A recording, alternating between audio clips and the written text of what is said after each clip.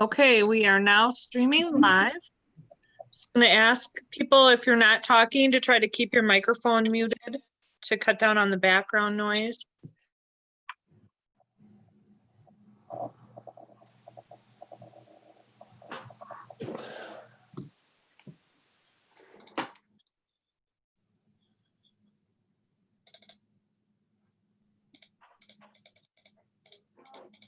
Are we ready to start?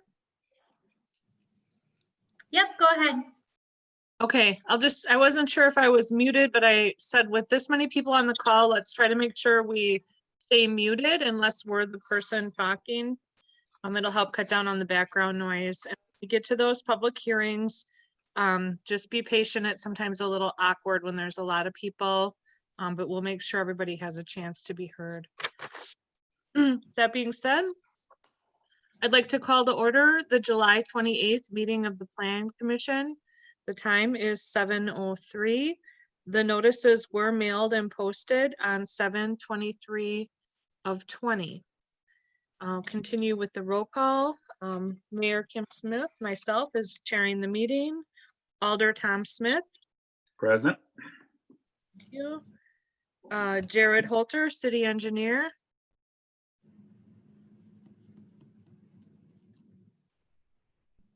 Not present. Kevin Schubert is filling in for Jared. Jared's excused. He's on vacation this week. Okay, thank you, Kevin. Jan Brock. Present. Amber Paff. Present. Newt Temte. Present. And Craig Brightsprecher. And please make a note that Jenny Akins is listed on the agenda, but she has resigned from the commission. Okay, we'll continue on with item 2, approval of the minutes from the previous meeting. So I'll moved. make a motion to, go ahead, Skip. Go ahead, Dad. So approve the approvals minutes from the previous meeting. This is Tom. I'll second. Okay, we have a motion on the floor by Mr. Temte, seconded by Alder Smith to approve the minutes from the previous meeting. Any discussion? All those in favor, please say aye. Aye. Aye. Those opposed say no. Motion carries unanimously. Item 3 is public input. This is public input outside of the specific public hearings that we're having tonight. If anyone would like to address the commission, please state your name and address, and you will have 3 minutes to have your say. Would anybody like to address the Plan Commission under public input tonight?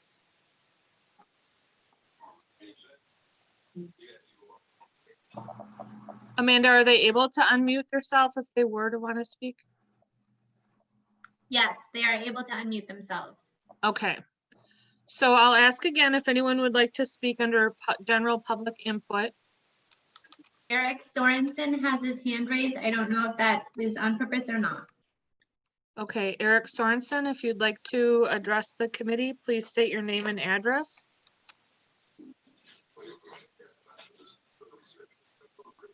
In this hearing.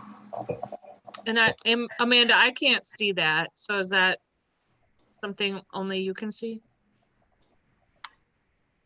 I believe you should be able to hit participants and view the list. Oh, maybe I just don't have all the.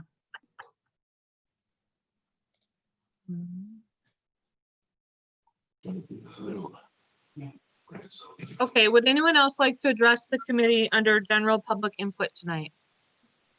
Last chance for general public input. Okay, we'll move on and then we'll continue on with consideration and possible action on the following items. Number 4 is a public hearing. This is taking place at approximately 7 p.m. or immediately following the public input. And this is to consider an annexation petition submitted by Craig and Marcella Lempert, West 6750 Cloverdale Road, Onalaska, Wisconsin 54650. To annex the property West 6750 Cloverdale Road from the town of Onalaska to the city of Onalaska. This is tax parcel ID number 10-2365-0. Before we begin the public hearing, Katie, would you like to summarize the facts behind this annexation petition?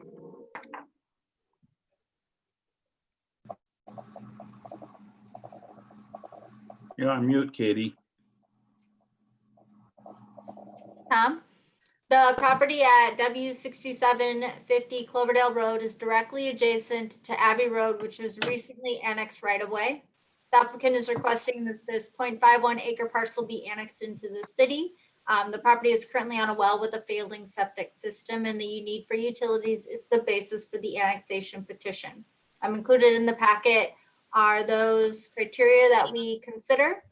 As a public hearing will be held, Plan Commission should consider public input prior to acting on the requested petition. City staff have put together 10 conditions of approval for this development. Thank you, Katie. I would like to now declare the public hearing open. Anyone who would like to speak in favor of this annexation request, now is the time. It's Craig and Marcella Leppert, and we favor it. Okay, thank you.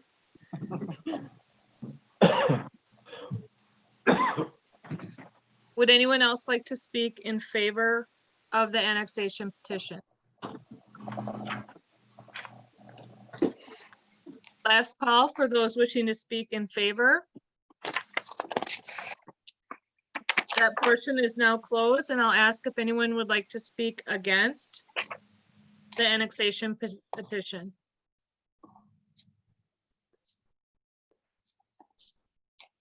Second call for people who would like to speak against the annexation petition. Last call for people who would like to speak against the annexation petition submitted by Craig and Marcella Lempert. The public hearing is now closed. So Katie, are we going to discuss it now? Yes. Okay, so I'd like to ask the commission if someone would like to make a motion and put this item on the floor.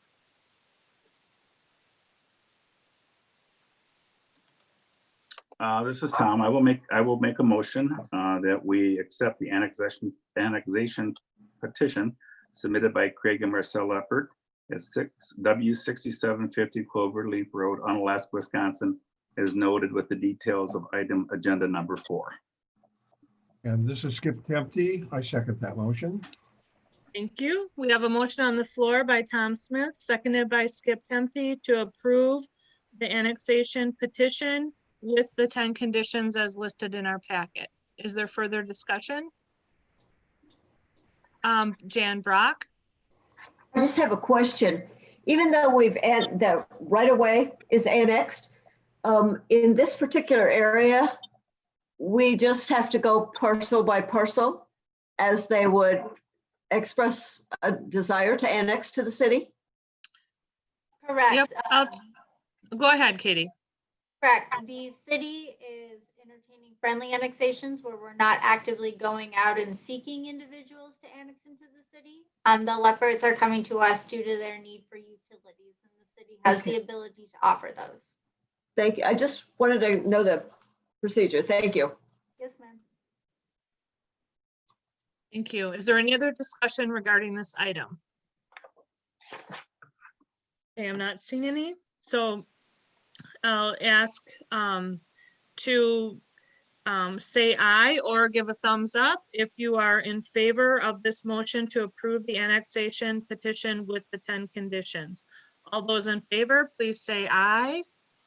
Aye. Those opposed say no. Motion carries unanimously.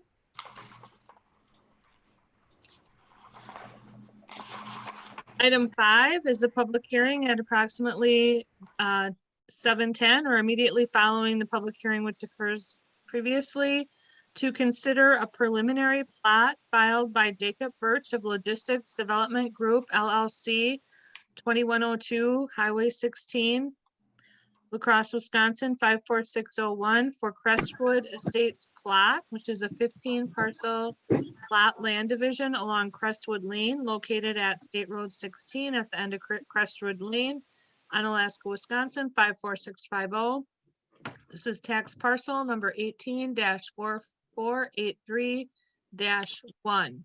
Katie, could you give us a summary of this preliminary plat? Yes, thank you, Mayor. The preliminary plat request is to facilitate the development of a 15 parcel development, 14 of which would be single-family residences, and there's one parcel that is expected to contain a condominium association with 4 windows with shared access. The Plan Commission saw this previously with the PUD amendment, and they are now following through with a new preliminary plat since the amendment has been adopted. Subsequently, they will need to come back to rezone from R1 to R3 zoning district for that 4 windows to go in, and apply for a condominium plat with the Department of Administration. As a public hearing will be held, testimony should be considered prior to acting on the preliminary plat. City staff have put together 30 conditions of approval for this development. Okay, thank you, Katie. I will now open the public hearing and I'll look for people speaking in favor of the preliminary plat. Anyone wishing to speak in favor?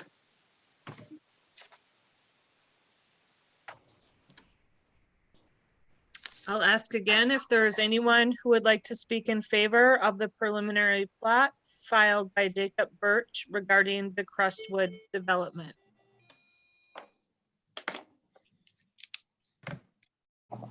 This is the last call, asking if anyone would like to speak in favor of the preliminary plat at Crestwood. That portion is closed. I am now asking if people would like to speak against. Would anyone like to speak against the preliminary plat filed by Jacob Birch? This is the second call. If anyone would like to speak against the preliminary plat.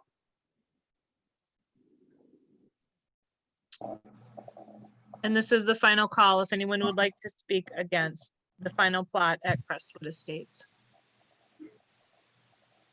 It's 7:15. Okay, I don't see or hear anyone who would like to offer input, so I will close the public hearing portion and turn it over to the committee. What is the pleasure of the commission?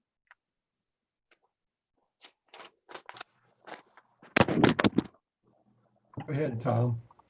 Okay, I'll make a motion that we consider and approve the preliminary plat filed by Jacob Birch Logistics Development Group, LLC, 2102 State Highway 16, across Wisconsin, for the Crestwood Estates plat, as noted with the details in the public hearing in item agenda number 5.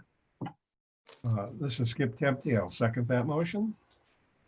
Thank you. We have a motion on the floor to approve the preliminary plat for the Crestwood Estates with the 30 conditions. The motion was made by Alder Smith and seconded by Skip Tempte. Is there any discussion? Katie?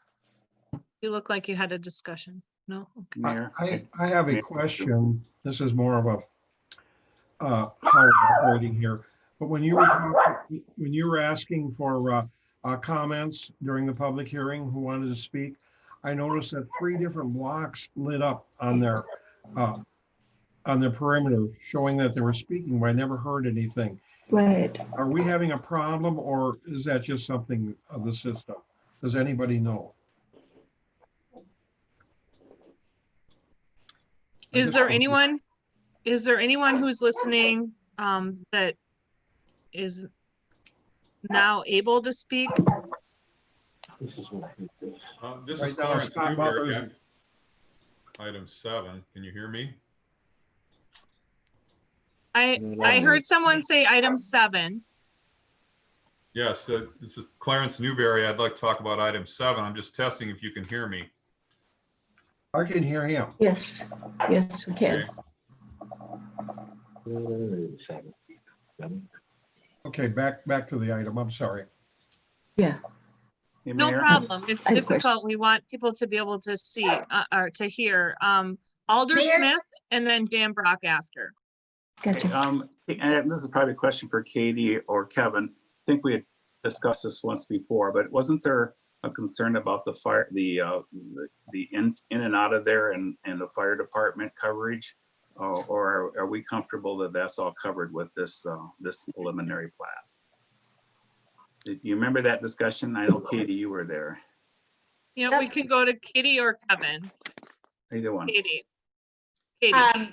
So we do have a number 25, which is a recommendation for 13R sprinklers to be installed for residences. This is a recommendation by the Plan Commission, but it's not requirement. So. Okay, all right. So that's how we really kind of cover that to make sure we have the proper coverage. Correct. Okay, got it. Thank you. I missed that. Okay, and then we'll turn to Dan Brock. This is a question for Kevin, probably, maybe Katie. I was speaking to a resident on Timbercrest. There's a new group of homes going up off of Timbercrest. It's not this development, but they had been receiving quite a bit of runoff, erosion, water from the storms we've had. I just wanted to make sure that, Kevin, because this is so uphill, is this going to be an issue for the people who are below them? Potentially in a larger event, I do know from frequent inspections the city's done during construction. As part of the development, there were 2 stormwater ponds that were constructed. It's my understanding to date, both stormwater ponds have held during all events that have occurred during construction. They are now in their finalized, stabilized condition. Potentially has additional driveways and roof lines come in, and potentially if there's a really large storm event, that is something you couldn't really theoretically design for. There is that condition. But to date, all storm events that have occurred during the construction, the design facilities have held and maintained the stormwater within this development. Okay, so we're comfortable with that then? I would be, yes. Okay, thank you. Thank you, commissioners. Does anyone else have any questions or comments regarding this item? Kevin? Yeah, Mayor Smith, just following on what Tom said, just to go on the record, I think a couple of the conditions that are want to make sure are clear. Condition number 9 and associated condition number 25. This development is being constructed at the upper limits of what the city is able to provide for water service, not only with regular pressure, but also fire flow. It is going to be potentially a nice development with some great vistas. The concern though is we are only able to supply minimum DNR pressure to some of the lots in this development. And that's for both regular water use within a house, and then also the pressure that would be supplied at the fire hydrant to be able to fight a fire. So that's why I just want to point out condition number 9 stating that, you know, we are going to be able to serve minimum DNR pressure, but minimum DNR pressure is not what most people would consider standard water pressure within a residential municipal dwelling. Residential pressures are more in the range of 60 to 80 pounds in most homes in the city of Alaska. Some of these homes, especially on the eastern side of the Crestwood Lane extension, will only meet the 35 PSI minimum requirements. So potentially residents who go in there will not see normal water pressure that they may have been used to on municipal services. And that ties directly into item number 25 about the Plan Commission's recommendation for in-home residential sprinkler systems to assist with fighting a fire based on the elevation that some of these lots and homes will be built. Thank you for that, Kevin. I appreciate it. Alder Smith? Yeah, that's what I was getting. I thank you, Kevin. That's what I do remember that discussion, I think, with Jared. And I couldn't remember what the details were, but you got to cover it. So thank you. Thank you, Alder Smith. Dan Brock? Jared, I'm sorry, Kevin, does that mean that the sprinkler systems would still be effective in the case of a fire? They would greatly assist. If a sprinkler system would occur, you would get water almost instantaneously after the alarm system went off. There would not be a delay in response times. You have to remember that this development is being put in an area that is difficult for the city to supply standard pressure, and is also a considerable distance from the firehouse within the city of Onalaska. It is on one of the farthest reaches for our fire district. So in-home sprinkler systems, while they may not have the most adequate pressure that they would see in municipal dwellings, they would greatly assist in fighting a fire at these residences. Is there a booster station to boost the pressure up there, or? We have a booster station that's located at the intersection of Crestwood Lane and Crestwood Place. That booster station is designed just to supply the minimum pressure to equalize with potentially a connection further down the road, potentially either another reservoir or to connect into our country club reservoir. The city of Onalaska has sort of set an elevation height that we feel we're comfortable serving water to within some of the coulees in the city. And this development is being placed right at the upper limits of that elevation. Thank you. Mayor Smith, Thank you, Alder Smith. a question for you, Katie. I assume since, and I know we discussed this, but the developer is okay with and agree as part of it, because part of our requirements here, that they will put the sprinkler systems in. Doesn't have a choice. Oh, Katie is muted. It but is a recommendation by the plan commission, is not a requirement. I would say it's not a requirement. Not so a they could- requirement, but we will have all of these conditions of approval recorded at the La Crosse County Register of Deeds related to the final plat. So when a person goes to pull and to purchase this, these You're in conditions and out. will come up and they will see that condition listed and all Okay. those other items for notification. Okay, so they're fully aware of this, I assume, then, if going into this, or they should be. The developers are, yes. Okay. Tempty. Kevin, would it make sense to require the developer to have individual boosters in the houses? I did. Potentially not all the lots in this development are affected by the elevation. Some that would be down in the cul-de-sac will see higher pressure in there. And I think this would be a homeowner's decision on what they would feel comfortable with for their in-house water pressure. Some people may feel they would just like to take the 35 pounds minimum and not have to deal with extra mechanical equipment that would be in their home. Some people may choose that it's not enough. I would say that this is more of a homeowner's responsibility, what they would feel comfortable with for their pressure and their mechanical systems within their own home. I think the city's doing their due diligence by putting these conditions in and making the developer aware of some of our concerns with the water pressure up there. But I think this would ultimately be a private property decision.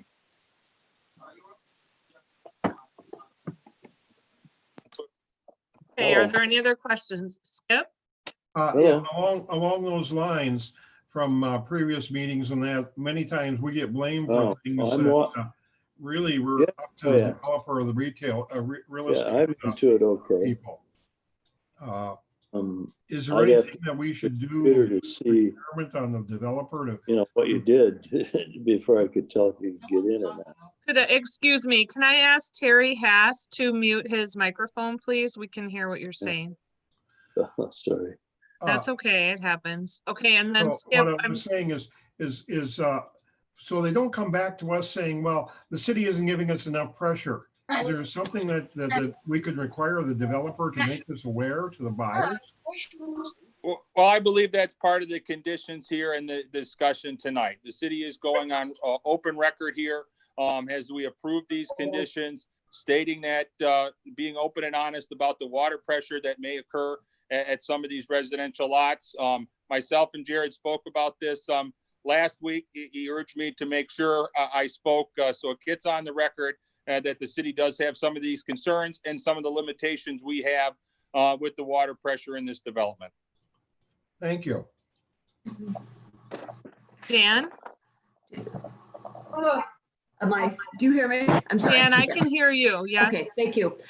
Is there any, along that same line, is there any liability on the fire protection? When we moved into No. Wild Rose, we didn't have great pressure either. And I know they said that the only way they could deal with a fire at our house because of the driveway and the street and the pressure was with a pumper truck.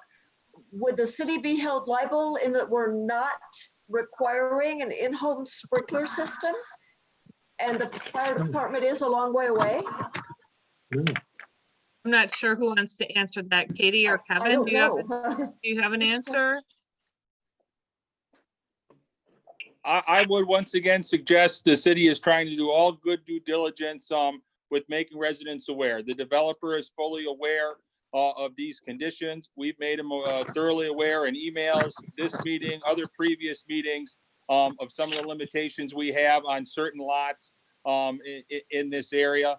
I think it's a due diligence of the homeowner to do their research. As Katie said, these will be on record at the county when somebody would go to purchase a lot. So there is a way for the purchaser of a lot to know these conditions and know these understandings. Some of the lots do meet the minimum pressure, so we're not undercutting the DNR's minimum state code here.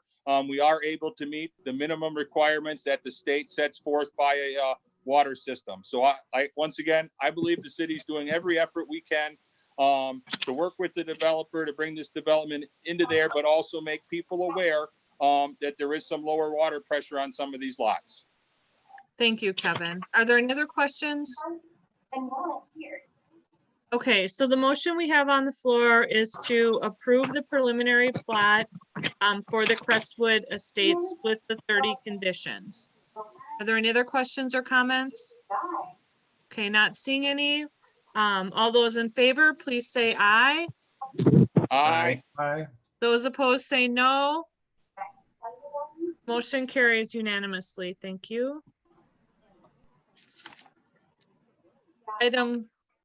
Item 6 is a public hearing at approximately 7:20 or immediately following the previous one to consider a rezoning application submitted by Adam Aspenson of Traditional Trades Incorporated, 1641 Sand Lake Road, 7:30. Onalaska, Wisconsin, 54650, on behalf of Elmwood Partners Limited Partnership, 1859 Sand Lake Road, Onalaska, Wisconsin, 54650, to rezone agricultural land and land without a zoning designation to mixed-use community, MUC, Build across the road from Rodney. to allow for a new mixed-use development to contain a combination of townhomes, multifamily dwellings, and commercial uses located at Sand Lake Road, 1500 Sand Lake Road, and at Sand Lake Road, Onalaska, Wisconsin, 54650. These are tax parcel numbers 18-4515-0, 18-4516-0, and 18-45210.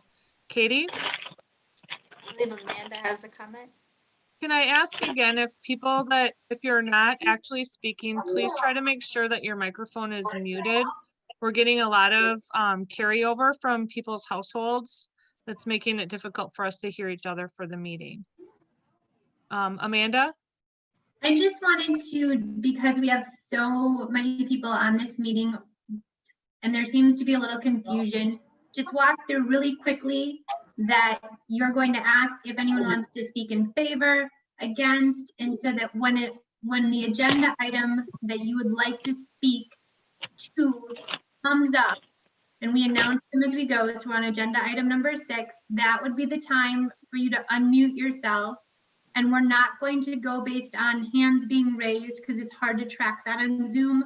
And we're not going to answer Q&A because we don't have a good record of that. So when it's your public agenda item, please just unmute yourself and speak when we ask public comment. And if for any reason it's the wrong time, we'll direct you to when it is.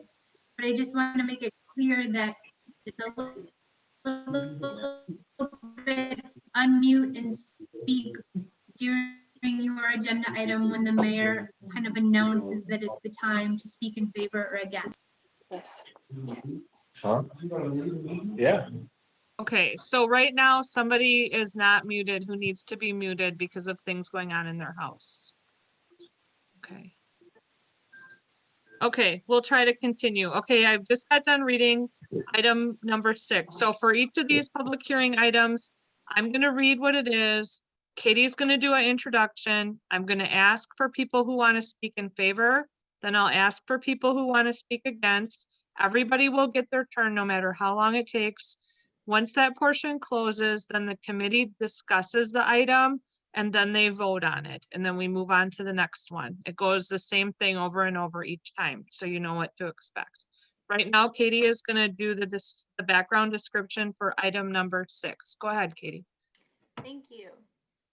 Properties within 250 feet include a combination of single-family, multifamily dwellings, apartments and condominiums, and commercial office space and personal services. The comprehensive plan identifies this area as a mixed-use district for smart growth areas.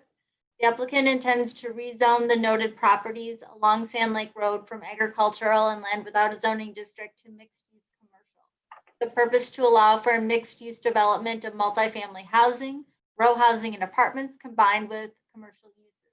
It's the intention that the existing parcels will be reorganized and subdivided in the future to facilitate the above development.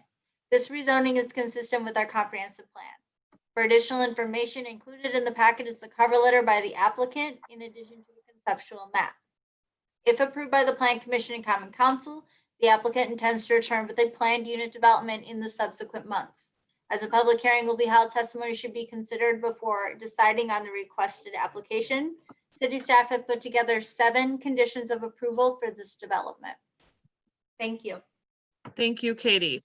I'll now open the public hearing, and this is the time when you should speak in favor of the rezoning application for the traditional trades on behalf of the Elmwood Partners, which is located on Sand Lake Road. Would anyone like to speak in favor? I'm Adam Aspenson. Can you hear me? Yes, I can. Adam, go ahead. Adam Aspenson, 1641 Sand Lake Road. I am in favor of this mixed-use development. I believe this project will complement the surrounding neighbors while bringing a warm and inviting mixed-use area to the community. I will be here for any questions if you guys have any. Thank you, Adam. We do appreciate that. Would anyone else like to speak in favor of this mixed-use development rezoning? Last call. This is the third and final call. If anyone would like to speak in favor of the rezoning application for the property that's located on Sand Lake Road. Not seeing or hearing anyone, we'll accept people who would like to speak against the rezoning on Sand Lake Road. Would anyone like to speak against the rezoning of this multi-use development? There must be. Third and final call for people who would like to speak against the rezoning application. Not hearing any, I will call the public hearing closed and turn this item over to the commissioners for consideration. Go ahead, Skip. Skip. Unmute. There you go. Do a better job than I do, Tom. Go ahead. I'll second it. Go ahead, make the motion, Tom. Oh, okay. I'll make the motion that we accept the rezoning application admitted by Adam Aspenson of Traditional Trade, 1641 Sand Lake Road, on behalf of Elmwood Business Partners Limited Partnership at 1859 Sand Lake Road, Unalaska, to rezone agricultural land to land with without a zoning designation to mixed-use community. Now I'll second that motion. Thank you, gentlemen. We have a motion by Tom Smith, seconded by Skip Tempe to approve the rezoning application, which would designate the property as mixed-use community, MUC, and this does have 7 conditions. Is there any discussion? Skip? I was a little concerned on the flood zone because I know there's some flood zone out in that area. So I checked the FEMA flood zone map, and the flood zone is north of S, not in this area. So this area is not in a flood zone area. So I just wanted to pass that out. Thank you for verifying that, Skip. Is there any other discussion? I'm not seeing any, so we'll bring it to vote then. I'll ask for all those in favor of rezoning this property to MUC with the 7 conditions, please say aye. Aye. Aye. Those opposed say no. Motion carries unanimously. Thank you. Item 7 is a public hearing at approximately 7:30 or immediately following the previous to consider a rezoning application submitted by Nick Roche of Roche Rentals LLC, 1707 Lacrosse Street, Lacrosse, Wisconsin, 54601, on behalf of CC of Lacrosse Incorporated, PO Box 1625, Lacrosse, Wisconsin, 54602, to rezone the light industrial district to mixed-use high-density residential R4 to allow for a multifamily development on the property located at 430 Century Place, 2651 East Avenue North, 475 Century Place, 455 Century Place, 435 Century Place, and 415 Century Place on Alaska, Wisconsin, 54650.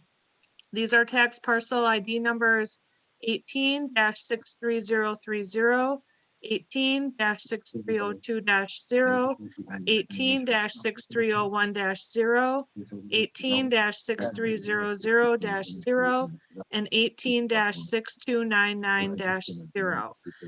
I'll turn it over to Katie for a brief summary before we open the public hearing. The comprehensive plan identifies this area as mixed density residential, which is intended for residential units. The applicant intends to rezone the above mentioned properties from light industrial to high density residential R4. The project would have multiple phases and buildings for multifamily housing with high quality materials and a mixture of 1, 2, and 3 bedroom units to accommodate a wide variety of residential needs. The proposal includes a total of 280 dwelling units within 6 apartment buildings and 585 parking stalls, included both surface and also garage. Just over 4.5 acres, approximately 35% of the total project is proposed to be green space. In order to accommodate the development, if the rezoning is approved, the applicant will need to amend the planned unit development that is currently on file and apply to vacate and discontinue a portion or all of Century Place. The included in this packet of information is a letter from the developer to the Plan Commission and also a letter from the developer to the residents of the area in addition to materials he presented to them. And it's site plan. As a public hearing will be held, testimony should be considered before deciding on the requested application. City staff have put together 9 conditions of approval for this development.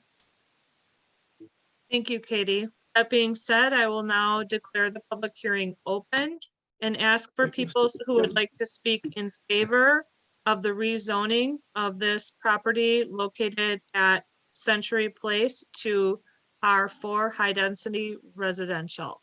Anyone who would like to speak in favor? Thank you, Mayor Smith. This is Nick Roush. Can you hear me? Yes, I can. Go ahead, Nick. Great. Good evening, everybody. My name is Nick Roush. I'm president of Roush Rentals. I hope everybody had a chance to take a look at the letter that we sent out both to the Plan Commission as well as to the neighbors. To try to not restate everything, we're really excited about what could be a spectacular new multifamily housing development in Onalaska.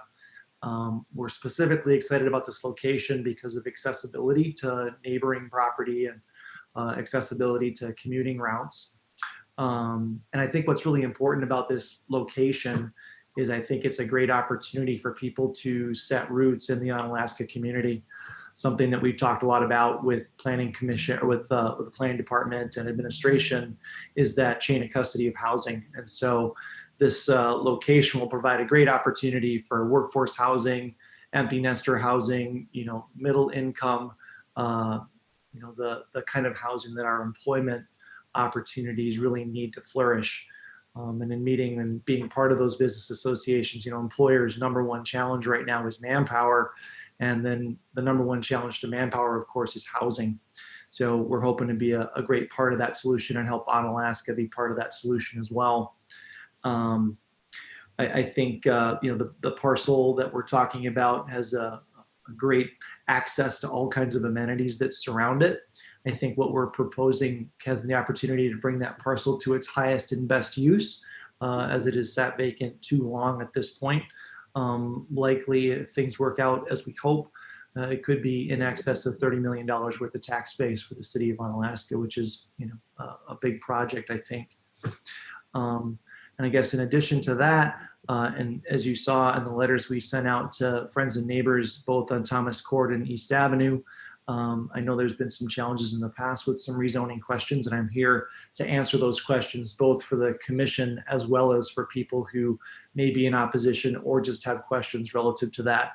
And as you might have saw in our letter also, we're inviting everybody, weather permitting, because of the COVID challenges that we're all facing, that we're going to do a public information meeting on Tuesday, August 4th. That's next week, Tuesday, at Century Place at 6 p.m. So I'd invite any commissioners, alder people, city staff, neighbors to come and ask those questions, and I'll do my very best to answer them to the best of my abilities. And I hope they'll have your support. I'm looking forward to what could be a great project. And I'm here to answer any questions anybody has. Thank you, Nick. Would anybody else like to speak in favor of the rezoning at Century Place? Third and final call. If anyone would like to speak in favor of the rezoning application for the R4 property at Century Place. I'm not seeing or hearing anyone, so I will now ask if anyone would like to speak against the rezoning submitted for the Century Place. Who wants to go first? Open the zoo doors. State your name and address and keep your comments to 3 minutes. This is Clarence Newberry, 2610 East Avenue North, for 6 households of the Oaks condominium. Note that we never received the letter from the developer. I do have one question. Have you received the petition that was circulated in our neighborhood?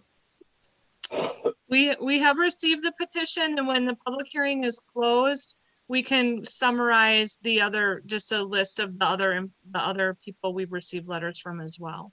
Okay, great. Thank you. My points are: 1, it's a traditional neighborhood, single family dwelling, spaced nicely for comfortable living. Adding 280 households to basically the same space would drastically change that. 2nd, the traffic volume, 280 new households, 500 plus vehicles, well over 1,000 vehicles per day entering, leaving Century Place. Over 1,000 vehicles will drastically peak early morning, late afternoon, evening. Many of you might know that northbound Highway 53 exit onto OT late afternoon, the cars are backed up, lined up. So I'm suggesting we not add a couple of hundred more vehicles to that line. Let's not create a huge left-hand turn issue at East Avenue North and Sand Lake Road from both East Avenue and Sand Lake Road. Hard to imagine any light industrial adding that kind of traffic to those areas. 3rd, pedestrian and bike safety. We've got a very active neighborhood, especially on East Avenue. Let's not add 1,000 vehicles a day to that and the safety of our families and kids. 4th, crime. Simple fact, doubling number of households in a limited area will increase crime. Another fact, rental properties produce more crime than owner-occupied residences in general. How do you determine that? Better locations for high-density residential. At least one agenda item just before this is an example.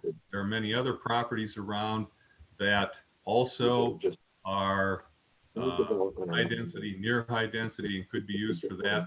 There is no high density in this area. 6th, why aren't we promoting light industrial usage? There's very little undeveloped land in Onalaska zoned L1, but there's plenty of R3 and R4 areas for apartments. Why not promote commercial light industrial as per the long range city plan? That plan. 7th, property value. Our property value will decline. There's no doubt about that. Given the strong opposition from almost every neighboring property owner, I guess I have to ask you straightforward, are you with the people or are you with the developer? I hope you're with the people. I appreciate your time. Thank you. Thank you, Mr. Newberry. Would anyone else like to speak against the proposed rezoning? Yes, my name is Eric Sorensen.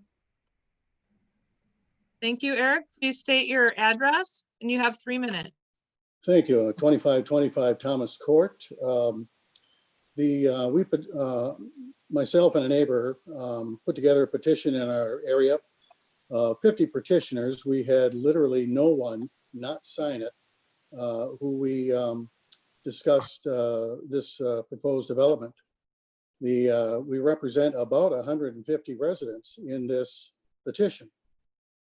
The East Avenue residents are very much against the rezoning request because they just feel there's enough rental units in the area as it is. These 5 large buildings that are going to be put in this area are mixing with single and duplex homes.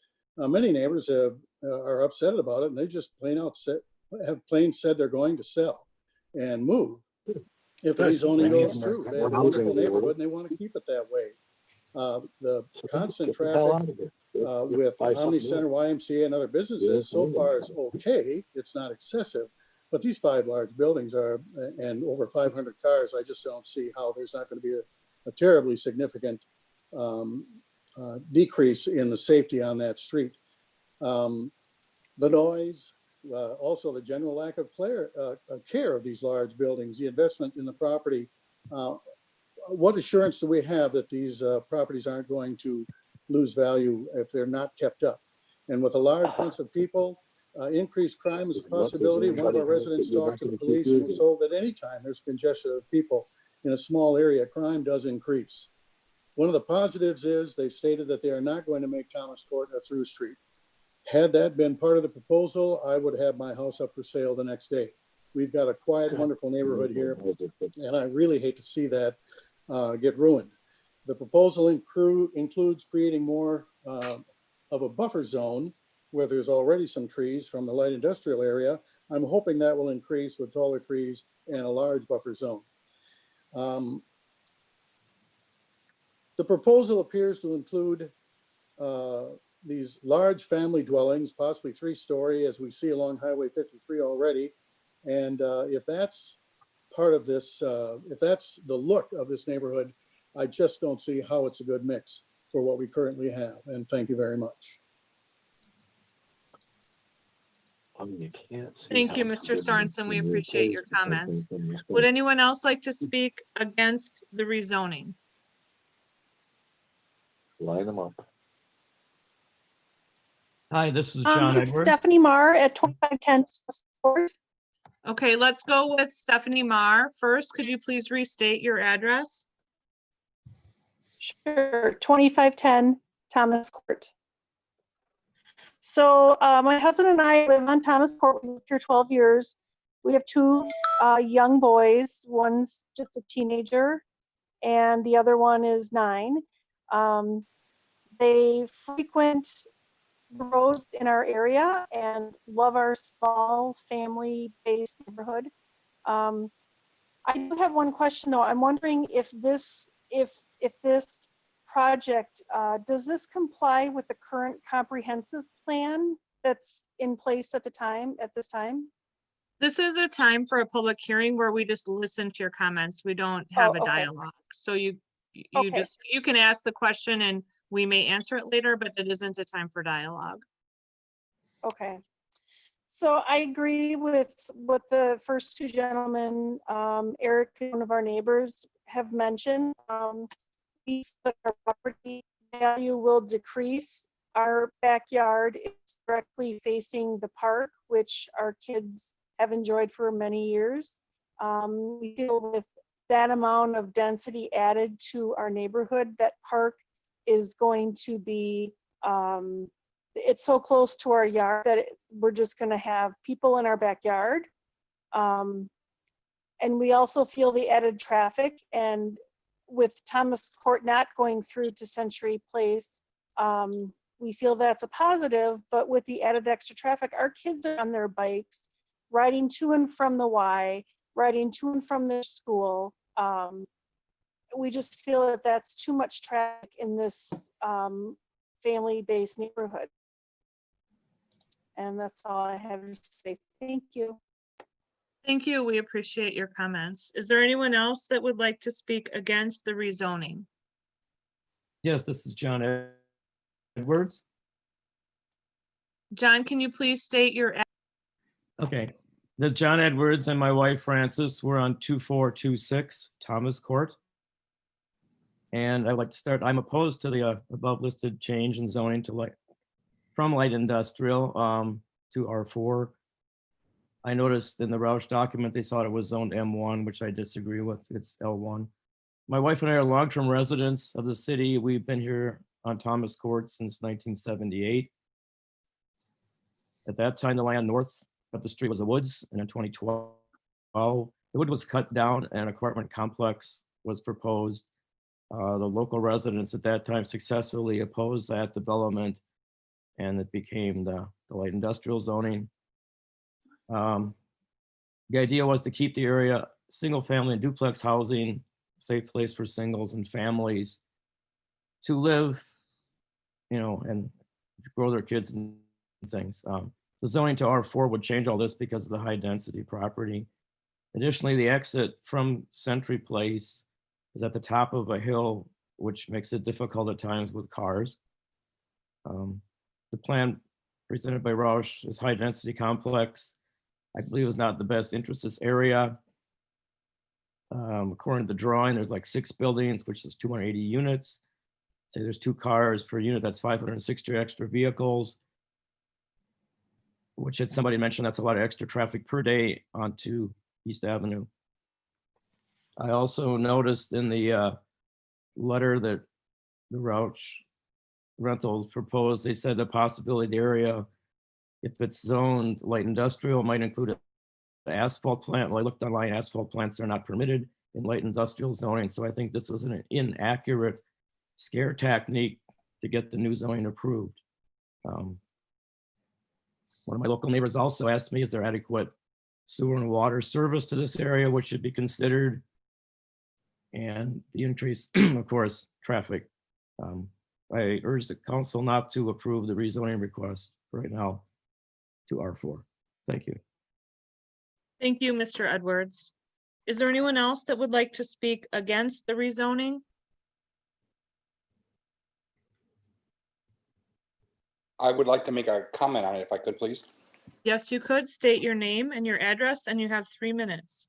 Heath DiBernardi, we're at 2316 Thomas Court. We moved in about 5.5 years ago, and it's been a relatively calm and peaceful neighborhood. We've gotten to know all of our neighbors relatively quick. The big thing for us, again, I know we touched on this, is really the traffic more than anything. We kind of see how things are now. We see how Abbey Court is just south of us. And even though they're not fully built and or occupied, plus the additional apartment complexes that are there, 2 stories that are there, we're already seeing parking lots are full. Now half the street during the day is full with cars as well, causing, you know, a smaller thoroughfare for traffic and et cetera to just go back and forth down that street, which is only going to compound more after the next 2 buildings that they plan on building are going to be. We live so close to that hill as you come down, right as you go off Century Place. It is a very, very congested place with just the current traffic that we have. Tripling that, doubling that, tripling that at any given time during the day is probably going to be a little bit of a nightmare, I think. And I think we're going to see a little bit more accidents and just a lot of additional congestion that's going to back up traffic and or cause them to go different directions than normal. So that's just kind of our thought on the situation. Thank you for your time. Thank you, Mr. DiBernardi. Would anyone else like to speak against the rezoning?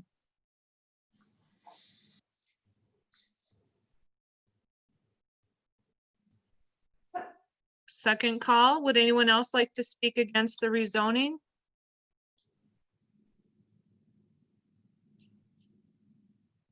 Third and final call, if anyone would like to speak against the rezoning application submitted by Nick Roush for the property located on Century Place. This part of the public hearing is now closed, and I will turn the item number 7 over to the commissioners. Skip Tempy, I'd like to make a motion that we table this for 1 month. And the reason is I've heard these same arguments again and again over the years. Sometimes I feel that we've turned things down based on people not wanting something in an area that actually would have been much better for the area and for the city. Other cases, maybe we were right in doing it.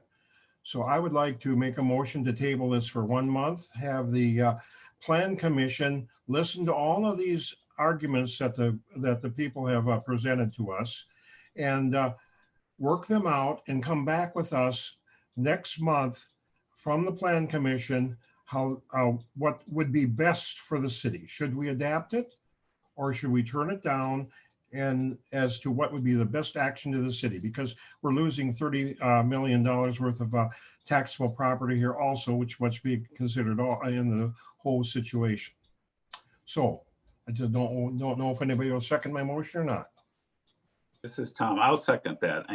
I second it because I think there's definitely a huge discrepancy among our citizen neighborhood there and Mr. Rosh. And I do know Mr. Rosh is planning on meeting with him, I believe, and was it August 6th or something like that? And I think that I think just because of the volume of emails and Kim, you didn't mention the petition that we have to add to. Yeah, when we get the motion on the floor, I'll have Katie recap what we have. Yeah, because there were Meant some to other do that. things that should be added. But anyhow, I'll second that to postpone it because right now I couldn't support it because there's a lot more information I need to understand before I would support either way. So I'll second that, Skip. Okay, so the motion on the floor, which was made by Skip Tempy and seconded by Tom Smith, is to table this item, which is the rezoning application of the property to the property on Century Place to R4, to have it tabled for 1 month. Before we discuss that, Katie, can you just recap what we did? I want the citizens to know that we received their letters and their emails. We shared them with appropriate people, and they will It's be 8 part of, o'clock. and it will be made part of the record. But can you just recap what you did today with sending them out, or yesterday? Sure. So the city received emails, a survey from Eric Sorensen, a email from John Edwards, also a email from Jim and Gail Connor, an email from Kent and Becky Klungel, an email from Shirley and Clarence Newberry,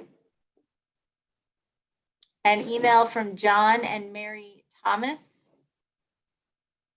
an email from Susan Gilbertson, and an email from John and Brenda Mathwig. All of the correspondence that the city has received was batched together and sent to the Plan Commission last night and also later this afternoon, in an attempt to make sure that the concerns sent to the city were received by the Plan Commission. Thank you, Mayor Smith? Katie. I appreciate that. And I just want to make sure that we note of that, since it is more difficult for people to show up at a meeting. We want to make sure that everyone knows that we're doing the best we can to communicate and make sure that people are heard. Alder Smith. Did we notice the petition that had what, 49 or 50 people signed? Did you note that? Yep, that was the first item that I noted. Okay, sorry, I didn't see that. And I would just add that I got about 22 emails to my older person email address over the last week or so also. So I have been responding to some of those. Some of them are the same ones that Katie's mentioned, but there's some other ones too.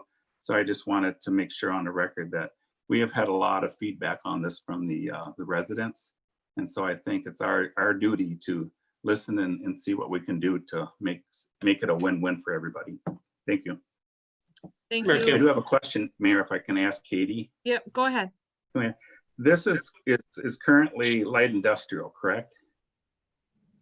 Did that change with our new zoning, or was that always been that? So the land has always been, so to say, industrial. However, when the city went through our new rezoning classification, we changed what uses were considered light industrial. So I was asked to specifically go through and note what uses are outright permitted today. So that would mean that people could just come in and pull a site plan permit with the city and there would be no neighbor notification. Also, there are uses that if there's certain standards that they would follow, again, they could just come in and do that, in addition to some accessory uses. So if you would entertain me, I'd like to read this list into the record so it is reflected what those specific uses are. Also, though, bear in mind that we do not have the ability as staff to list every single potential light industrial use. Uses are changing on a daily basis. So these are general, but when you would propose different uses, we look down this list and then we also go with similar uses in that nature. So we greatly reduce the amount of industrial land in the city and we appropriately zoned many parcels. So they're not to the degree of light industrial land anymore in the city that there used to be. So I will read the list into the record. Animal veterinarian clinic or hospital, animal boarding, shelter or daycare center, automotive repair and service, both for major and minor repairs, personal storage facilities, mini warehouses, laboratories, office buildings, studio, gallery, brewery, winery, or distillery, construction contractor yard, maker space, light industrial, large scale printing and publishing, public works facility, storage and sale of machinery and equipment, warehouse and distribution facility, wholesale trade establishment, an active park or playground, adult-oriented entertainment business, indoor and outdoor recreational uses for both commercial and public uses, a commercial greenhouse or nursery, airport, ambulance or medical carrier service, public passenger transportation terminal for rail, air, or bus, multi-level parking structure, essential public services, municipal earth or sanitary landfill operation, telecommunication structures with a conditional use permit, also waste collection, storage, or processing for sewer, solid waste, and hazardous waste. In addition to accessory structures, billboards and outdoor advertising, central utility plant or electrical generator, community garden, food truck, outdoor sales area or tent, outdoor sales display, radio broadcast service facility, radio television antennas, satellite television dish or earth stations, signs, solar panels, temporary tents and canopies, and wind energy systems. So anything that I just listed off would be considered a permitted or permitted with standard use. And one of those could come in to the city with a site plan, and those they could just go and do. It doesn't go to the plan commission. It doesn't have neighbor feedback. It's just what they would like to do. Granted, the city does have the ability to bring a site plan to the plan commission if we think it might be controversial, but the use is as listed and those are available today to developers. Thank you, Katie. Thank you. Mayor Kim, this is Eric Rindfleisch. Sure, Eric. Thank Eric you. is our city administrator for those who may not be familiar. Thank you. Without rehashing the beliefs of the property owners as things come in, or even asking the question, which would they rather have? I mean, that's something for them to decide and communicate to you as elected officials, Alder Smith, and then as the appointed commissioners, the rest of you. And Mayor Smith, sorry. When I hear that list, though, what concerns me the most is the 30 million that we've heard. Most of those buildings will be either, if they're structures, will be assessed by the state as manufacturing, and those are not equally assessed as any other property uses are. So you may end up with a steel and aluminum sided building, but no matter how big it is, it will not be $30 million worth of tax base being built to it. So one concern I have in terms of development in the entire city is how do we maximize the space that we have left to help build tax base, and residential projects are the best way of doing so. I think other perspective I'd ask you to consider if you are holding this off for the next month is the commentary that we need to grow our city, or costs on the existing residents will only increase over time.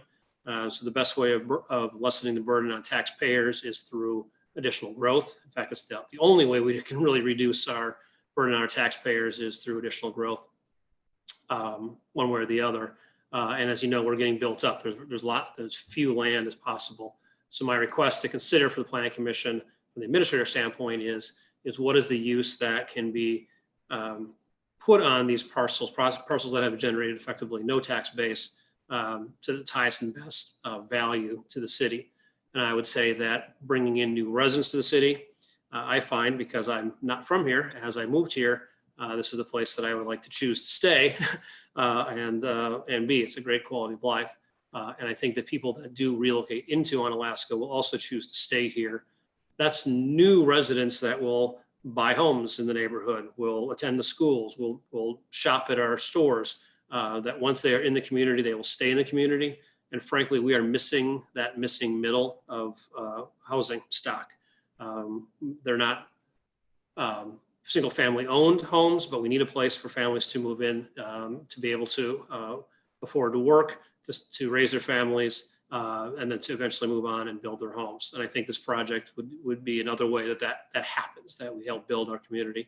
So building both population, building a sense of community, and building our tax base are three very important considerations I ask you to do. But also look around that parcel. I mean, it's been available for a while. It borders to a distribution plant, a busy street on the east side, stormwater pond also on the north side, and a very busy highway on the west side. That I think we're very fortunate to have this particular developer that's showing interest in this parcel. It's a challenging piece of land, and I'd much rather have residential go in here, even at high density, than any other use, just knowing that the environment around there is not conducive to other higher, better uses. So as you consider it over time, I think there's another perspective, a citywide perspective to keep in your mind as well. Thank you. Thank you, Eric. Jan Brock. First of all, I was wondering, thank you, Skip, for making that motion, because I thought we should wait until this meeting on Tuesday, August 4th. And I'd like to just encourage everyone, Plan Commission, city officials, and residents to attend that. I do have a question. This parcel has been sitting there zoned industrial for 8+ years. Have we had much interest in it? Katie can best answer that. Typically, the only interest that we get, there are a lot of challenges with this site in terms of overhead power lines and existing easements. So generally, all that we've seen are proposals for mini warehousing, and then they've all fallen through. And we've also had multiple conversations with developers specifically seeing this as a multifamily site. So that is what staff has heard over at least the last 5 years. Whenever we get requests and calls for vacant land in the city of Onalaska, we send out images and maps and information, and this is always included and it is always passed over. People don't ever request additional information in this, and that's not for multifamily, that's just for vacant commercial land or industrial land in our city. I would also recommend asking Mr. Roush if tabling this for 30 days, what that would do to his timeline for development, just as a suggestion. Thank you, Katie. Nick, would you like to address that? Nick Roush? I sure can. I think I'll have to probably work with the seller to figure out how that can affect timeline. I think it's probably something we can accommodate in making the long goals work out.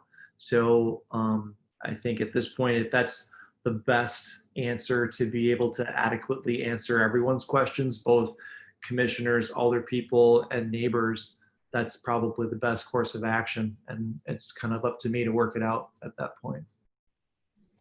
Thank you, Mr. Roush. Skip, and then we'll go to Tom after that. First of all, I'd like to thank Eric. That's the kind of presentation that I was looking for, that we should have had first on when we started today.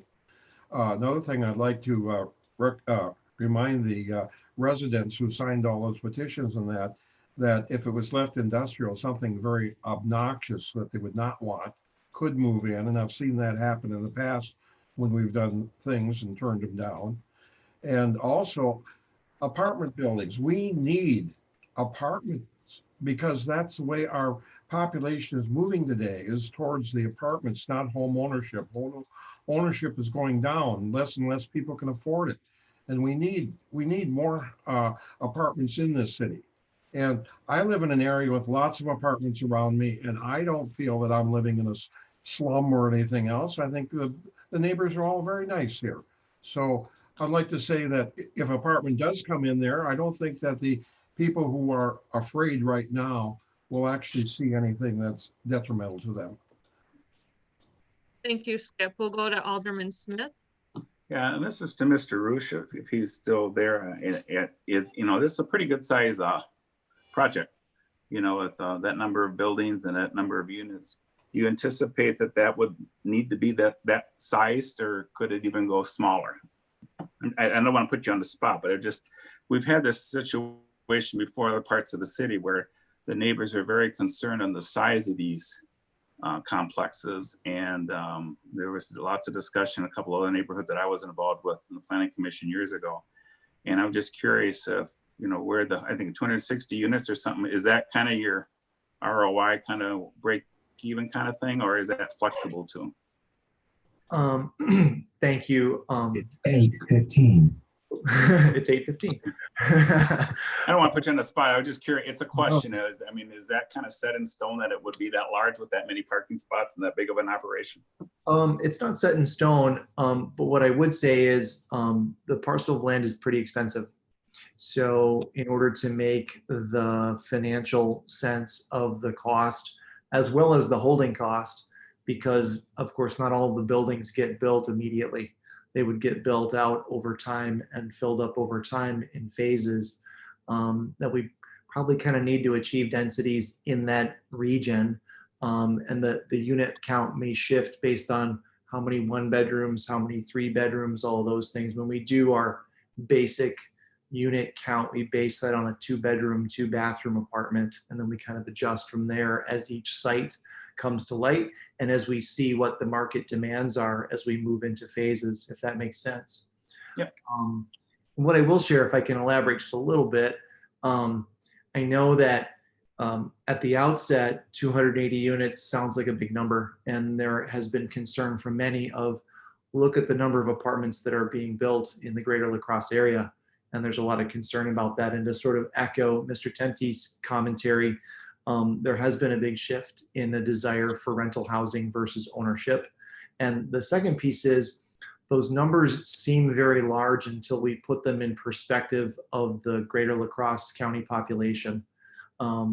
If we look at 280 units and, let's say approximately 560 people, if we said 2 people per apartment, that's about 0.4% of the population of the county. And that's county census residents. So at outset, it seems like a big number, but in in perspective of the whole number, it's a relatively small piece of growth. And to sort of echo Eric's comments from earlier, it's sort of filling that vacuum of desire. There is a need beyond capacity, which shows in all of the countywide vacancy numbers for housing for people to be able to set roots in different communities, and Onalaska being very important one of them. Does that answer your question, Tom? Yeah, it does. Thank you. Thank you. That was great. Thank you. Thank you all. So we have the motion on the floor to table this item until our meeting next month. Is there any other discussion? Kevin? Yeah, just to bring some additional information to the plan commissioners. As part of the city of Onalaska's stormwater permit we received from the DNR for stormwater discharge throughout the city. Part of that permit requires us to do community outreach. So the city of Onalaska is involved with several other communities in La Crosse County to do joint stormwater management outreach for businesses, residents, and citizens. As part of that, we have created a website, lacrosseareawaters.org, where we host a sustainability program for stormwater management, excuse me, called the Soak It Up Award. And I just wanted to bring to the commissioners' attention that the 2019 Soak It Up Award winner was a Roush property. It is included in the packet tonight. It is the Waterview Apartments that is in the packet tonight. This facility that Roush Rentals developed basically eliminates almost all of the stormwater runoff on the site and was awarded the award in 2019. Excuse me. So I just wanted to bring that to everybody's attention as for future information as you guys move forward in this process. Thank you, Kevin. Any other discussion? Okay, the motion on the floor was made by Skip Temte, seconded by Tom Smith, to table the rezoning application submitted by Nick Roush of Roush Rentals. The rezoning would change the zoning to R4, and we're saying we're going to table it for 1 month. All those in favor, please say aye. Aye. Those opposed say no. Motion carries unanimously. So for those listening, we will take this up again at the next meeting. And so people will have additional time to educate themselves and firm their positions. Thank you. Yes. Are you intending that there be another public hearing at that meeting? Or just a agenda item? So for the public that's here, if they would have the opportunity to speak outside of just the 3 minute, so I can properly notice it. Is there a correct thing to do, or is it optional? Generally, we only do 1 public hearing. But since due to the amount of people in here, I didn't know what the plan commission wanted. If you wanted another public hearing, or if you would just like to take action at the next meeting. I guess I'll defer to the committee. Tom Smith? My opinion is I don't think we need another public hearing. I think we've heard quite a lot of the stories from most of the citizens. Is probably more residents, I should say, that can still continue to voice their. But if we come back to the meeting, there is still an opening area of public input that those people could use. So they could still come to the call or the meeting in person if we ever get back to City Hall, where they can still voice any concerns they may have or any changes to that with the regular public input would be my thought. Instead of having the second one. Let's do that. And then, so everyone who's listening, you would still have the same opportunity for public input that you had tonight. It will just be located at the front of the meeting under the general public input. You just say what you're talking about and whatever you would like to say. You still have the same 3 minutes. Nothing is different. And then I'd like to also ask Katie that you put this item near the front of the agenda so that if they don't want to listen for the whole meeting, it will make it logistically easier for the public to attend and to state their position and then find out what happened with the plan commission.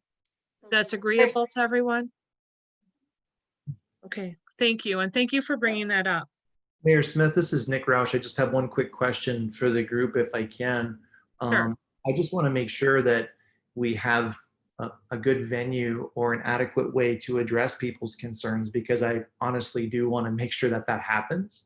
That said, if we get a rain out next Tuesday, that's a bit of a challenge. So I guess I don't know that we can answer that in this moment, but just for you and for city staff, I'm wondering, how can we best do that? We don't have to answer that right now, but just know that I do want to make sure that that happens, and for us to come up with a good solution to that, given the challenges that COVID-19 is presenting, I do want to make sure that that happens in the best way we can. Thank you for that, Nick. And while we do want to support the exchange of information with people, I think the burden of that does lie on you as the person requesting the change, as far as how to reach the most people the most appropriately. I think that burden lies with you. Agreed. Yep. Just thinking out loud of what's the best way to be able to connect with everybody given our challenges. I suggest asking some of the neighbors. Good idea. Hey, Nick, can I ask Nick, what is it, August 6th? It's August 4th. That's next week, Tuesday at 6 p.m. 6 p.m. and it's going to be right out there in the outside, right? Well, Yep. Central Outside Central Place. We'll have some chairs set up, and I'll bring all the concerns that I've heard tonight, and I'll do my very best to answer any questions and go over our proposals. Okay, thank you. You bet. All right, and we're welcome to attend, right? So we can come too if you want. Absolutely. Anybody from the city, staff, alder people, anybody who would like to join us is more than welcome. Okay, Perfect. thank you very much. Thank you. We're going to move on with the printed agenda. Thank you all for joining us. I know it's difficult to have a meeting with 35 people attending virtually, but I think we made it through all right. So thank you very much if you're going to be leaving us now, but the rest of us will be continuing on with item 8, I believe. Item 8, review and consideration of the final plat submitted by Jacob Birch of the Logistics Development Group LLC 2102 State Highway 16, La Crosse, Wisconsin 54601 for the Crestwood Estates plat. This is a 15 parcel lot land division along Crestwood Lane located at State Road 16 at the end of Crestwood Lane on Alaska, Wisconsin 54650. It is tax parcel ID number 18-4483-1. Katie. Thank you. So previously, during this meeting, you already approved the preliminary plat. So the developer has come in for final plat approval for Crestwood Estates. Included in the packet is the proposed final plat and the application. So consideration of the final plat is up for discussion tonight, and there are 31 conditions of approval. Thank you. Thank you, Katie. Motion, Kim? Sure. Okay, I'll make a motion that we consider the final plat and approve this submitted by Jacob Birch, Logistics Health Development. Is that the right one? Yeah. For Crestwood Estates plat with 15 partial lot land division along Crestwood Lane located at State Highway 16 at the end of Crestwood Lane is noted in agenda number 8 with the conditions. 31 conditions. 31 conditions. I'll second that motion. We have a motion on the floor by Tom Smith, seconded by Skip Tempty. Is there any discussion? Kevin. Yeah, just to point out on the final plant here, condition number 10, once again, the minimum pressure requirements for the water main, and then also condition number 26, the recommendation for in-home sprinkler systems to be installed. Just wanted to put those on the record again. Thank you. We appreciate that, Kevin. Any other discussion on this item? I don't see any. The motion on the floor is to approve the final plat for the Crestwood Estates with 31 conditions. All those in favor, please say aye. Aye. Aye. Those opposed say no. Motion carries unanimously.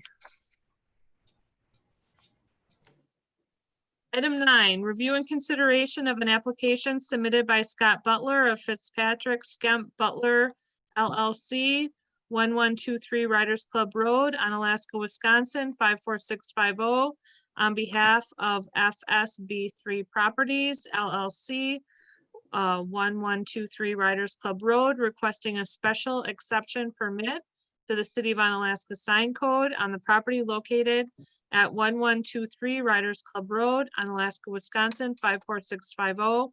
This is tax parcel ID number 18-5038-0. Katie. Thank you, Mayor. So tonight before you, you have a special exception to the sign code. This is the first special exception that the city has had since the sign code was removed from our zoning ordinance and is now in a standalone code. So now whenever someone has a issue or feels they cannot comply with our ordinance, they have the ability to come to the Plan Commission and request for a special exception.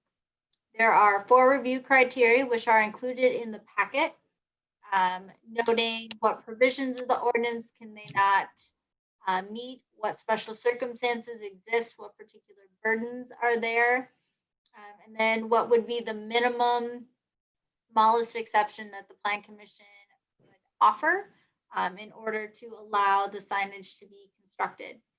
Further, there are additional standards listed on the application, and where applicable, all of the standards have been met in staff's review of the application. So essentially, the applicant intends to install a 32 square foot monument style sign with a double facing LED illuminated with a brick face. Ground freestanding signs shall be set back a minimum of 10 foot from the parcel boundary and follow all traffic visibility standards. Due to the right of way around the roundabout at Riders Club, typically that's about 10 to 14 feet. And then if you add in the additional 10, you're looking at 20 to 25 feet on average. A sign would be back from the street based on what you can see in site plan that has been provided. It looks as though it's actually closer to 50 plus feet that this sign is set back, which is very rare in our community. So staff is looking for consideration of the special exception application. There are no conditions of approval for this development. Thank you, Katie. You're kind of fading out there at the end. Are you done? I'm done. Thank you. Sorry. Okay. Okay, I'll turn it over to the commissioners. Go ahead, Tom. I'll make a motion that we accept the application by Scott Butler, Fitzpatrick, Scampton Butler, Riders Club Road, regarding special exception permit for the City of Onalaska sign code at property located at 1123 Riders Club Road, Onalaska, is an item number 9. I will second that motion. Thank you. We have a motion on the floor by Tom Smith, seconded by Skip Tempty, to approve the special exception permit submitted by Scott Butler of Fitzpatrick, Stump and Butler LLC. Under discussion, Tom? I have a question. I don't know if it's Katie or if it's Kevin, but is that sign's going to be closer to the roundabout? That won't cause a, I use that roundabout all the time, but with that sign being out further, is that going to cause any obstruction or people coming around the other way? I mean, Okay, go ahead, Katie. So it still cannot be in the city's right of way. It has to still be set back completely on private property. So they're only asking to reduce it partially. They're not asking to go onto the right of way. Their request is to reduce it 4 feet. So they're trying to get 4 feet closer to the street from where they're at. So this would not cause additional visibility issues. okay, but it's a bigger sign that they have right now, right? I don't believe they currently have a freestanding sign. Yeah, they do. Yeah, they do. Oh, they do? Yeah, they have a sign along their Riders Club Road. Along Yeah, Riders you can Club, but not on Sand Yeah, Lake Road. and they want to see it for both sides, right? Correct. Right, okay. So how does it compare to the size of the sign that's on the Riders Club side? That's kind of what I was trying to get at, because that's a pretty good sign now, but this must be bigger. I And that's see, what's front. Scott Butler, do you have the answer to that question?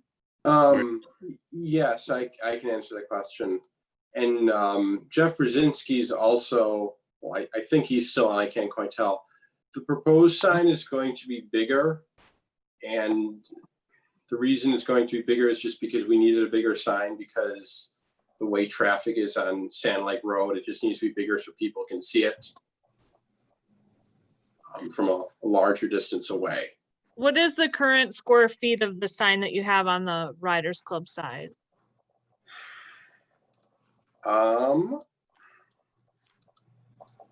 It's not particularly large. I don't have the exact size. I don't know the exact size. It's not particularly large. Thank you, sir. Yeah, my only concern, Kim, my mayor, was that, that if it's bigger and it's closer to, any obstruction of view, but if people are comfortable that it's not, I'm fine with that. I have an image of the sign if you'd like to see it. Sure. It's an Katie, electronic sign too, isn't it? can you screen share or? It's not an electronic sign. It's not, okay.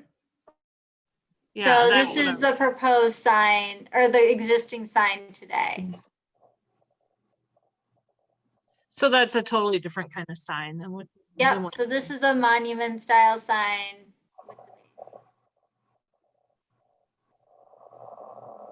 And if I may, our existing sign is actually smaller than the sign that Katie Aspen screen shared.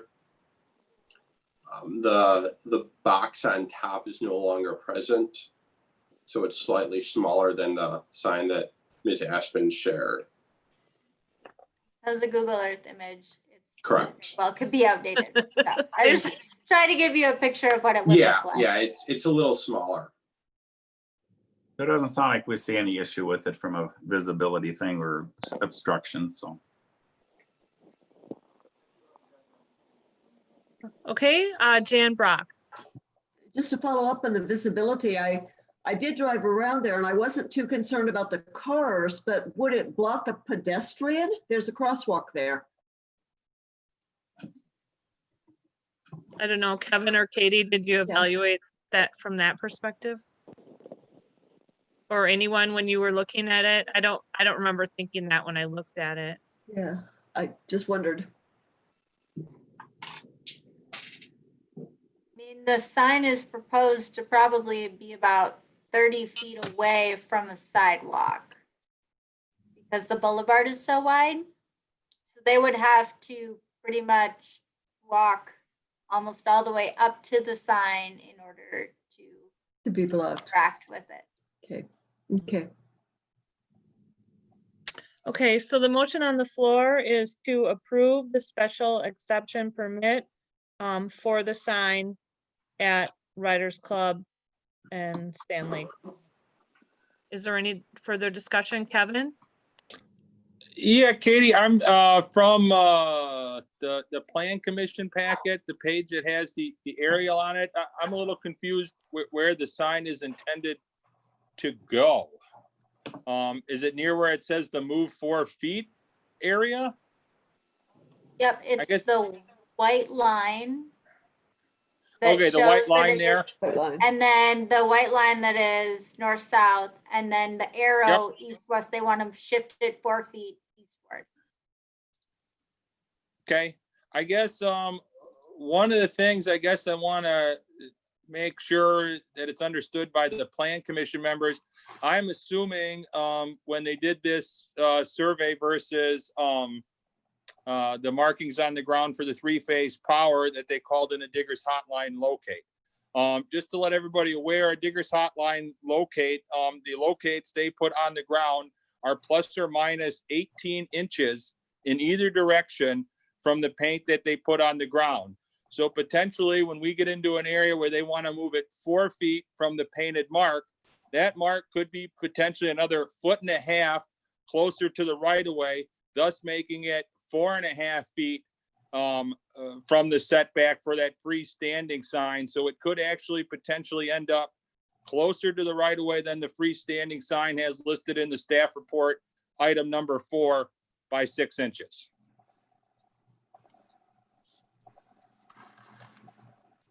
You're muted, Kim.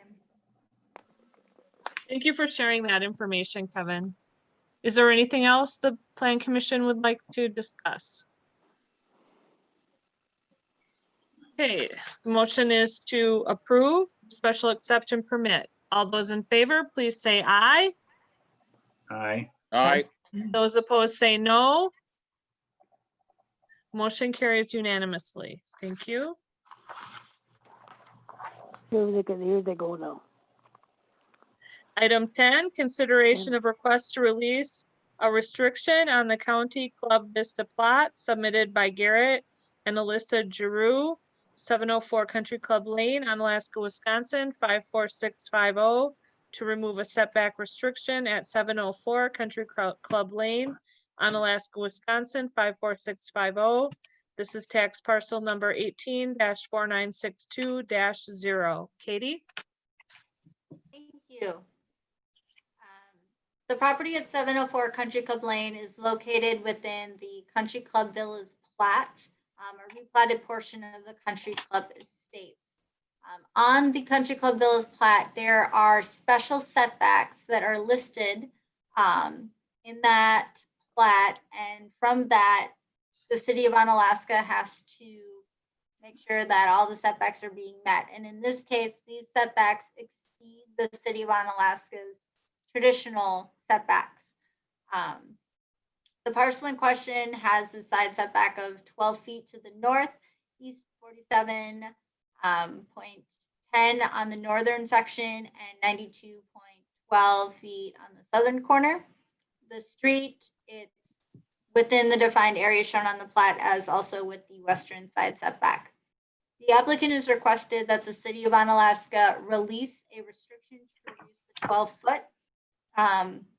The applicant has provided a site plan that shows a setback at 9.07 feet in lieu of the 12-foot setback, essentially asking for a 3-foot allowance to go closer to the property line. To note, traditional city setbacks would allow them to go to 6. So they still are being more restricted over what our city's setbacks are.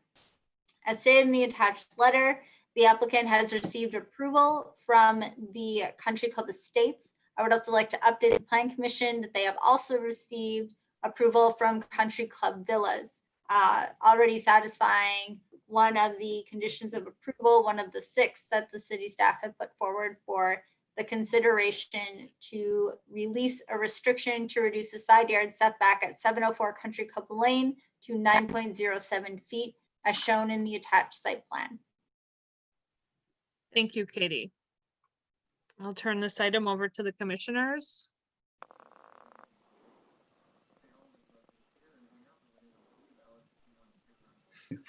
Skip, you want to do that one? Oh, you do it, Tom. Go ahead. All right. Or any of the other ladies too, if the other also can make it. All right, I'll make a consideration that we request the release of the restriction on the Country Club Villas plot submitted by Garrett and Alyssa Giroux, 704 Country Club Lane, to remove the setback restriction at 704 Country Club Lane Onalaska, tax parcel 18-4962-0, as stated in number 10. Which includes 6 conditions. Which includes 6 conditions. Thank you. Second that motion. We have a motion on the floor by Alderperson Tom Smith, seconded by Commissioner Skip Tempty. Any discussion? Jan Brock.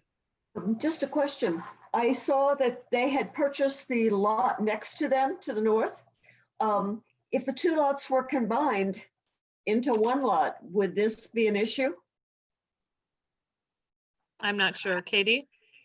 Yes, there would still be an issue because the plat has a very specific defined area of where you can build on individual parcels. So if they were to merge them, they would have to come back and request to release restrictions on the vacant lot.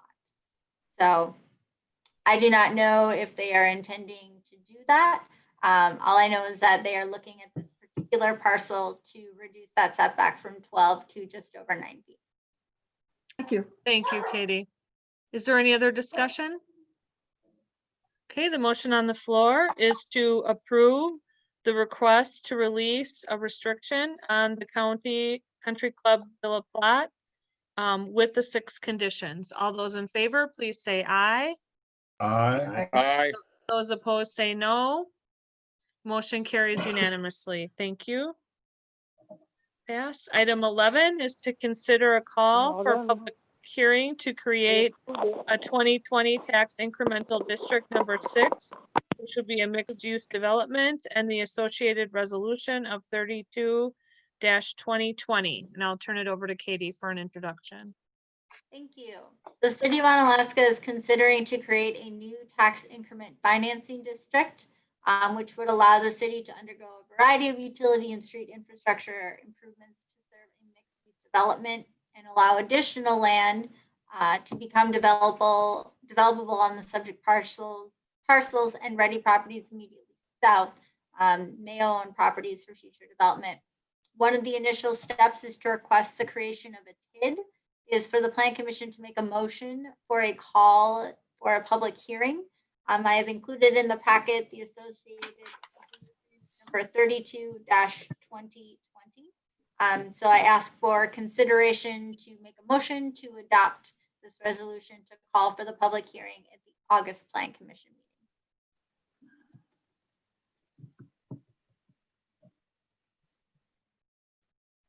You need a motion? Yes, please, for the resolution. Okay, I'll make a motion that we consider a call for public hearing to create a 2020 tax incremental district number 6 mixed use development and the associated resolution 32-2020. Motion by Tom Smith. Is there a second? Second. Seconded by Kevin Schubert.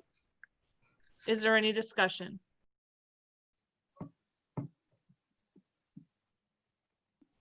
Katie Aspenson? Would approving this also be approving the resolution that is included in the packet? I think the motion was to consider a call for public hearing to create the TIF district number 6 and the resolution, like a 2-in-1. Correct. Okay, just wanted to be sure that's what resolution number 32 does, is effectively call for the public hearing. It's like the same thing. Mhm. Got it. That's what resolution 32-2020 says. So.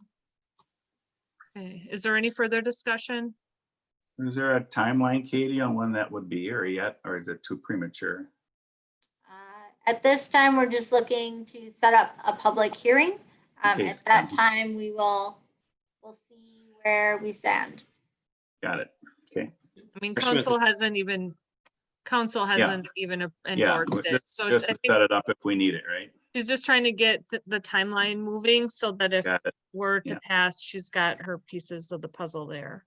And if it doesn't pass, then no harm. Nowhere. Okay, that's what I thought. I just want to make sure. You can cancel the public hearing or postpone the public hearing if needed. Got it. Okay, is there any other discussion? Then the motion on the floor is the call for the public hearing concerning TIF 6, which includes resolution 32-2020. All those in favor? Do I have to do a roll call? It's a resolution. Why not? Just to be Okay. safe. All those in favor, answer when your name is called. Alder Tom Smith, Yes. Kevin Schubert, Yes. Jan Brock, Yes. Skip Tempty, Yes. Craig Brightsprecher. Craig, are you here? Not here tonight. Oh, I had marked him. We might have lost him. I think he was here at the beginning Was he? because Oh. I marked him here for attendance, but I'm not sure. And now this is Amber's big opportunity. She can vote. Amber Pat? Here. No, you say either yes or no. Yes. You messed up. Good job. That's okay. So she finally got to say something. So that Mhm. motion passes unanimously. By the way, welcome, Amber. Welcome to Good the to have committee. Thank you. Yeah, we would be more chatty if we were in person. Right. Okay, so item 12 is to consider adjournment. Do we have a motion to adjourn? Skip and Tom, could I handle this one? Sure. Yeah, I'll make a motion to adjourn. Second. Was that Skip? Okay, motion to adjourn by Kevin, seconded by Skip. All in favor, please say aye. Aye. Opposed, say no.